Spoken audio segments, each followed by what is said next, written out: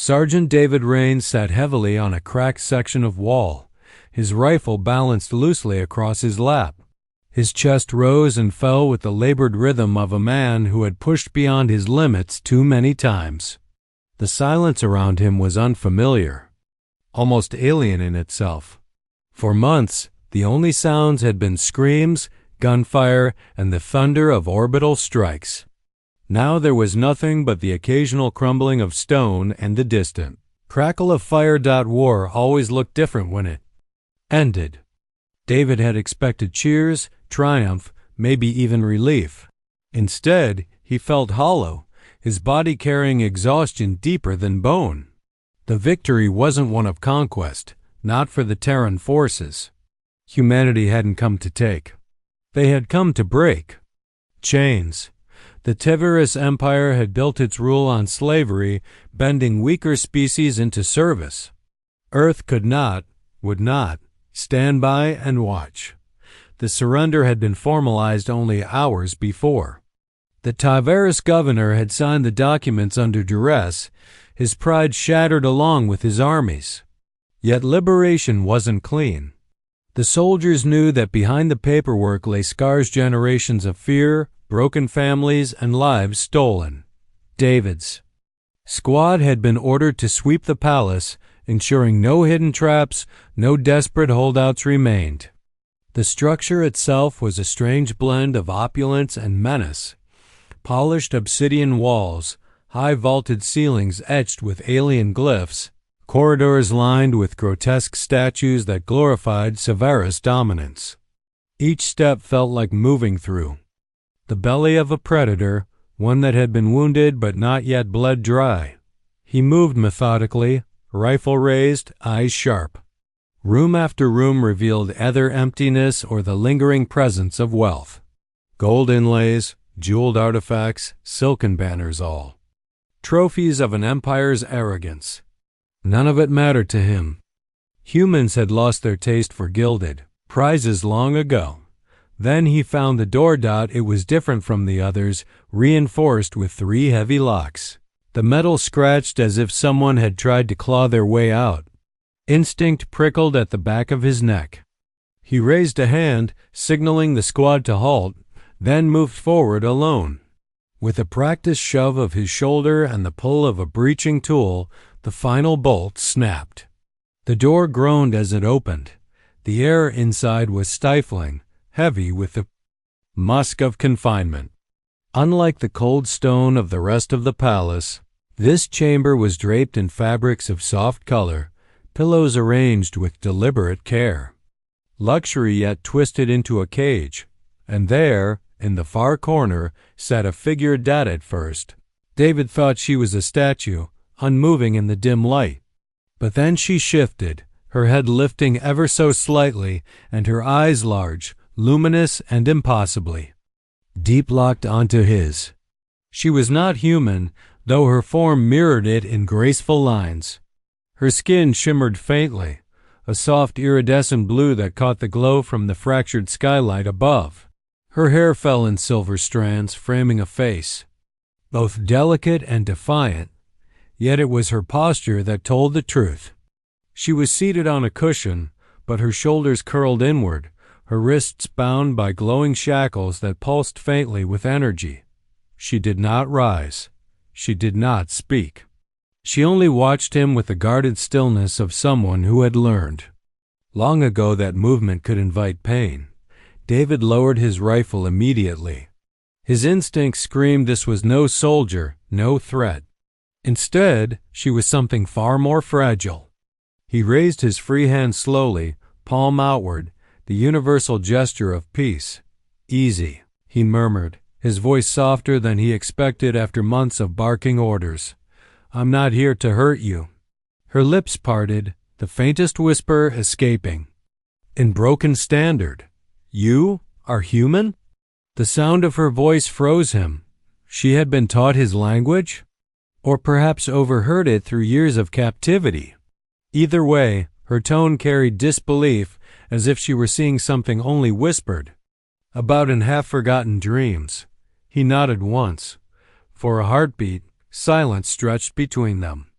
And then, in her eyes, something shifted.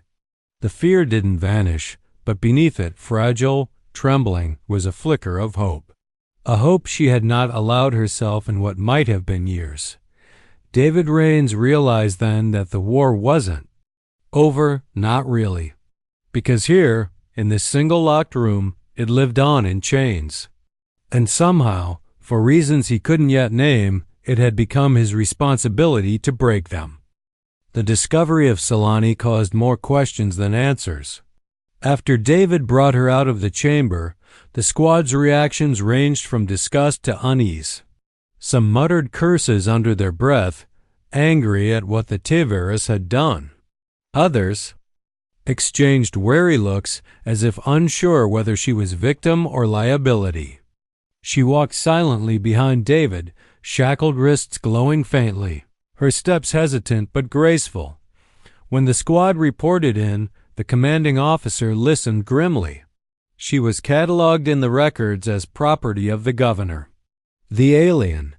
Files described her not as a person but as an asset, luxury companion, entertainment piece, and energy subject. The phrasing alone made David's jaw tighten. To the Tivirus, she had been nothing more than a status symbol.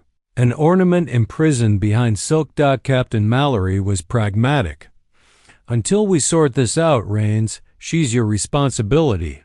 You found her. You keep her safe. David almost argued. It wasn't that he didn't want the responsibility, he simply hated the casual way it was assigned, as if she were a piece of gear to be logged under his name. But he swallowed his protest. He had learned long ago that battles worth fighting weren't always the ones fought with guns. Solani was quiet those first days. She followed David when ordered, sat when instructed, but spoke almost nothing. He tried to ask her simple questions, her age, where she came from, whether she had family. Each inquiry seemed to press against invisible walls. She would avert her gaze, answering only in fragments at night. While the squad slept in shifts, David often found her awake, sitting with her arms around her knees, eyes fixed on the campfire. She seemed unused to stillness, as if waiting for someone to barge in and drag her back into the shadows. One evening, after a long patrol, David sat across from her and offered his ration pack. She hesitated, then shook her head. "You need to eat," he said gently. "You're free now. Nobody's rationing you." Her eyes flickered up at that word free. She took the food reluctantly, nibbling with small bites as though convinced it would be taken away again. Later, when he tried again to speak, he asked carefully, "Do you have a name?" For a long moment, silence.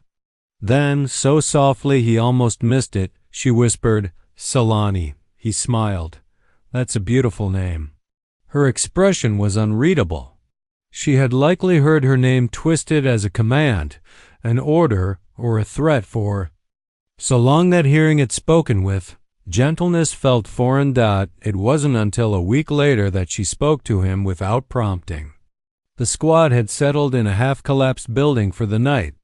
Rain fell through cracks in the roof, hissing against the fire. David was cleaning his rifle when Solani's voice cut through the quiet. "Why do you not claim me?" The words startled him so much he almost dropped the weapon. He turned to look at her. She was watching him intently, her luminous eyes searching his face as if trying to solve a puzzle. "What do you mean?" he asked carefully. "You found me," she sighed, her tone steady but heavy with resignation. "The governor kept me. Others before him kept me. I am taken, past, owned. That is what I am." His throat tightened. He had fought in ugly wars before, seen slavery in many forms, but hearing it spoken so matter-of-factly cut deeper than any scream. He set the rifle down slowly. "Solani," he said, his voice firm. "Listen to me. You're not a prize. You're not property. You're not anyone's to claim. You're free." She tilted her head slightly, as if the word itself were alien to her. "Free," she repeated softly, the syllables trembling on her tongue. Free is choice? Yes, David said. Choice, yours, her brow furrowed. And if I choose? Nothing? If I stay empty? Then you're still free, he said without hesitation. No one can take that from you. For several long moments she studied him, her expression unreadable. Then, with the smallest of motions, she lowered her gaze not in submission, but in something closer to thought. The war might have been officially over, but for the soldiers left behind to stabilize the planet, peace was a fragile illusion. The Tiverus governor had surrendered, but not all of his forces obeyed. Cells of loyalists hid in ruins, striking at patrols, ambushing supply lines, and planting explosives in roads the humans now used. To the Terran command, these were pockets of resistance. To David and his squad, they were ghosts, remnants of a regime too cruel to fade quietly. Solani stayed close during those days. At first, David thought it was fear, the lingering instinct of a woman used to captivity, but he came to see it was something more complicated. When the squad returned from patrols, Solani always waited, eyes fixed on David until she saw him. Safe. She never said the words aloud, but her relief was obvious. He noticed her watching more than just him.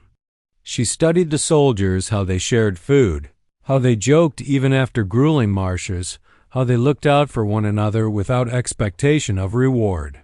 Sometimes, when she thought no one was paying attention, her hand would trace the faint lines of her glowing shackles, as though wondering whether bonds could truly be broken by trust alone.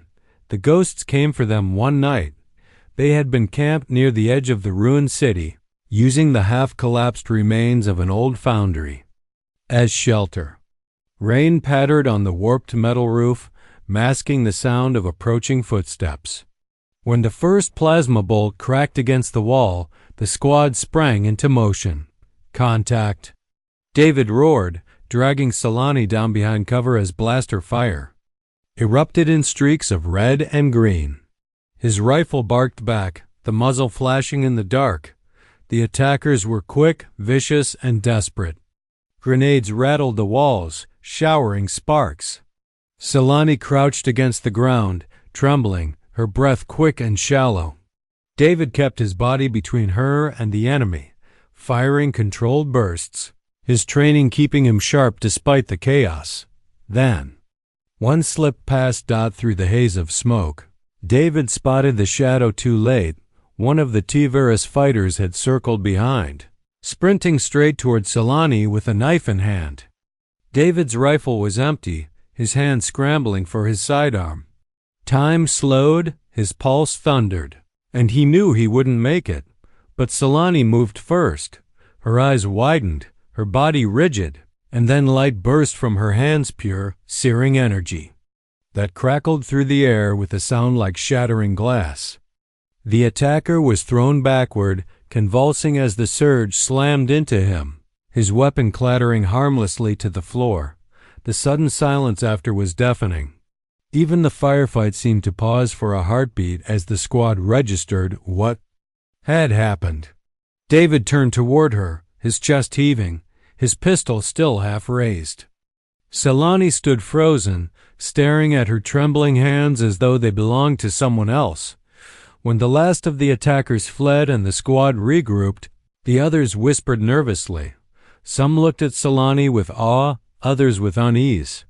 But David knelt beside her, lowering his weapon.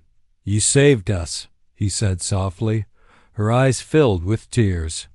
That is why they kept me alive." Her voice shook with the weight of truth long buried. "My people, we are conduits. Our bodies channel energy.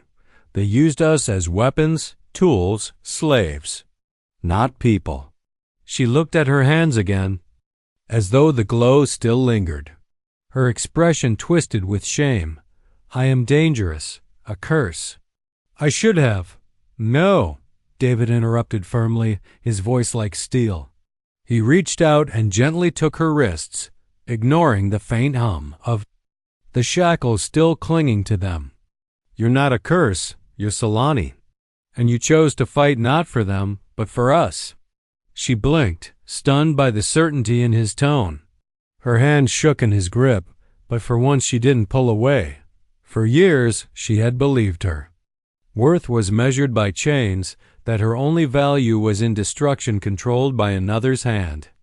But David had seen something else: choice, courage, and a spark of humanity in her alien form. The squad began resetting their defenses, wary of another strike, but David stayed beside her.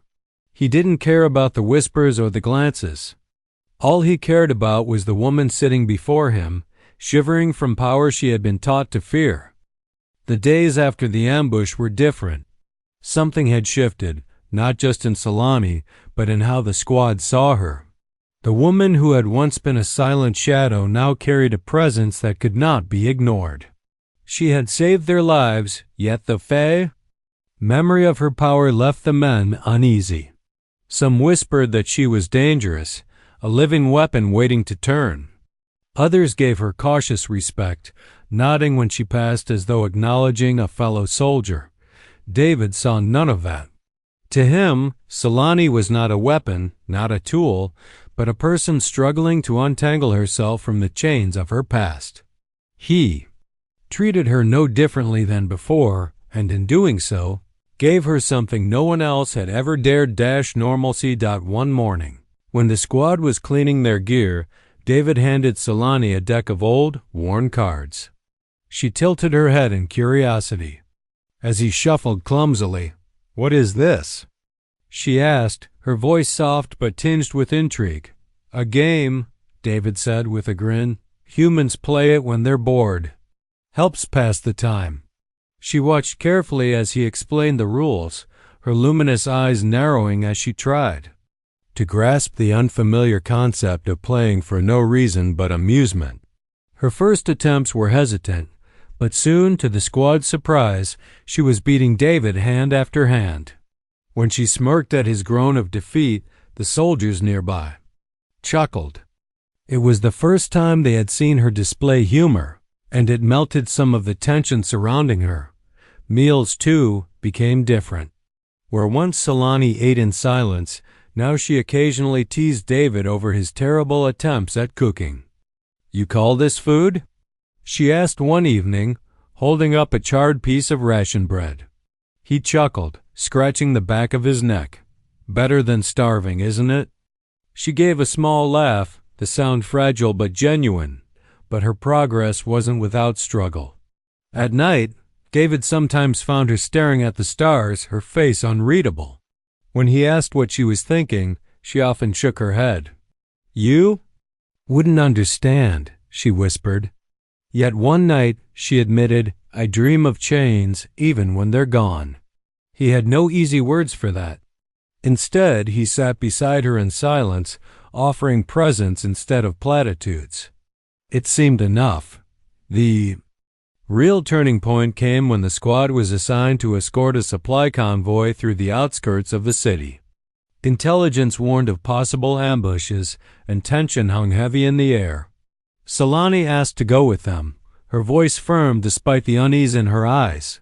"You don't have to," David told her. "You're safe here." "No," she said, shaking her head. "I will not hide any more." He studied her for a long moment, then nodded. "Stay close to me." The attack came swift and brutal, a swarm of Tavares loyalists erupting from the ruins. Plasma bolts tore through the air, forcing the convoy to a halt. David barked orders, his rifle spitting fire as the squad formed a defensive perimeter. Solani stood at his side, trembling at first, then lifting her hands. The energy surged again, brilliant and terrifying, but this time she wielded it with precision. She struck down attackers with blinding arcs, her movement sharp and controlled. Where once she had feared her power, now she directed it, saving lives instead of destroying them. When the last of the enemy fled, the convoy rolled forward again. The soldiers glanced at Selani not with suspicion this time, but with respect. She walked beside David, her chin higher, her step steadier. That night, around the fire, she sat closer to him than ever before. The squad gave them space, their quiet acknowledgement unspoken but clear. Selani stared into the flames before speaking. Softly, "Why do you trust me?" David looked at her, his expression steady. "Because trust is how we win. Not just wars, but everything. Without it, we're nothing." She studied him, her eyes glimmering in the firelight. "And because you see me?" "Yes," he said simply. "Because you've earned it."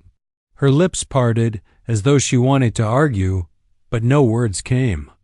Instead, she let the silence linger between them, her gaze softening. For the first time, she wasn't merely surviving or fighting. She was beginning to believe. The war ended the way most wars do, not with fireworks or speeches, but with paperwork and silence. The T-virus occupation finally collapsed, their fleets shattered, their soldiers scattered. Human transports prepared to leave, pulling troops back to orbit and handing authority over to local councils. Reconstruction would take years, maybe generations, but the galaxy had shifted. A great cruelty had been broken.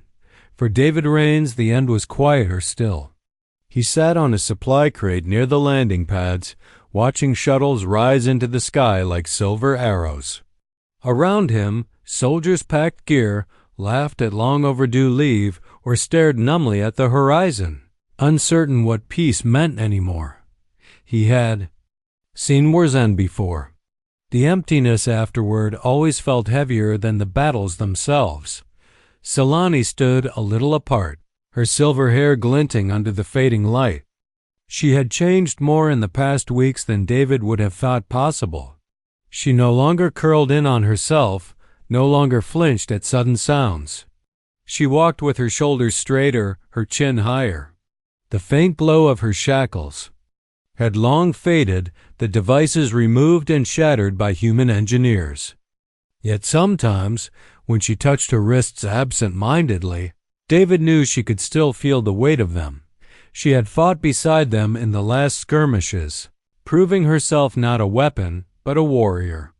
The soldiers who once doubted her now nodded with respect. Some even sought her advice on patrol routes, treating her as one of their own. But now, with the transports waiting, a choice loomed. David knew she could stay. The local governments were eager to help freed captives rebuild lives. There would be places for her, a home, protection, maybe even family. Yet every time he tried to imagine leaving without her, his chest tightened. She had become more than a responsibility, more than a survivor he had pulled from a locked room. Somewhere between firelight conversations, laughter over ruined rations, and battles fought side by side, she had become something far more personal.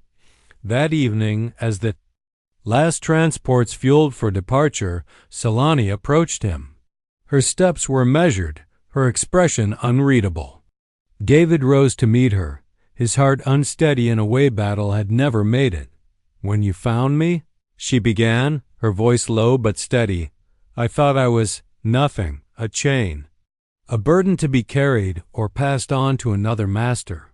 I believed that was all I would ever be."